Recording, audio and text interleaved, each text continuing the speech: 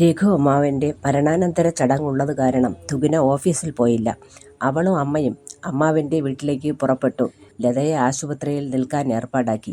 ജോലി കഴിഞ്ഞാലുടനെ തുകിനയോടൊപ്പം വിനീഷയും ആശുപത്രിയിൽ എത്താൻ തുടങ്ങി. ഒപ്പം വിനുവും ബൈക്കിലുണ്ടാവും.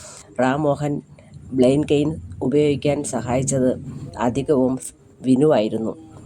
അവന് വേണ്ടി റാംമോഹൻ കാത്തിരിക്കാൻ തുടങ്ങി. ആശുപത്രിയിലാണെന്നറിഞ്ഞ് ഗോവിന്ദിൻ്റെ അച്ഛനും അമ്മയും അവിടെ എത്തി. മുത്തശ്ശി നിർബന്ധം പിടിച്ചെങ്കിലും അവരെ കൂട്ടാതെയാണ് അവർ വന്നത്. റാംമോഹൻ്റെ സങ്കടാവസ്ഥ കണ്ട് ഗോവിന്ദിൻ്റെ അച്ഛന് വളരെ വിഷമം തോന്നി. അയാൾ നടക്കാൻ സഹായിച്ചുകൊണ്ട് പറഞ്ഞു, റാംമോഹൻ, നിങ്ങൾക്ക് ഇങ്ങനെ വരരുതായിരുന്നു. കാത്തിരുന്ന കുടുംബത്തിന് സഹിക്കാൻ പറ്റാത്തതാണ് ഈ ദുഃഖം. ദുഃഖം പല വിധത്തിലാകാം. ഒറ്റയടിക്ക് മരിച്ചുപോയാൽ ദുഃഖമില്ലായിരുന്നു. ഈ കണ്ണില്ലാത്ത താങ്കൾക്ക് ഇനി ഒരു താങ്ങ് വേണം. അവർക്ക് ദുരിതമാണ് ഇനി നിങ്ങൾ. അയാൾ പറഞ്ഞു, അത് അനുഭവിച്ചവനാണ് ഞാൻ. എൻ്റെ അപ്പൂപ്പന് ഇതുപോലെ ഇടയ്ക്ക് ബ്ലൈൻഡായി. രോഗം വന്ന് ബ്ലൈൻഡായതാണ്. 2 കണ്ണിലും ക്യാൻസർ ബാധിച്ചു. അമ്മയും അനുഭവിച്ച അവസ്ഥ കണ്ണില്ലാത്ത അപ്പൂപ്പൻ അറിഞ്ഞില്ല.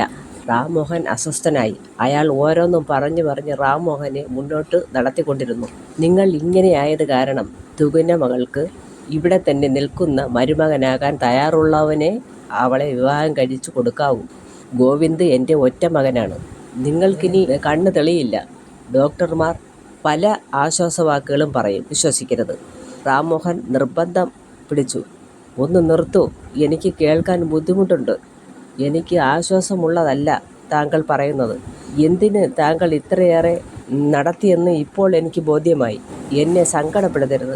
ആവശ്യത്തിലേറെ അനുഭവിക്കുന്നുണ്ട്. ഓരോന്നും പറഞ്ഞു നോവിക്കാൻ എന്തിനു വന്നു നിങ്ങൾ? റാംമോഹൻ സുമയെ നീട്ടി വിളിച്ചു. സുമേ ഇങ്ങോട്ട് വന്നേ.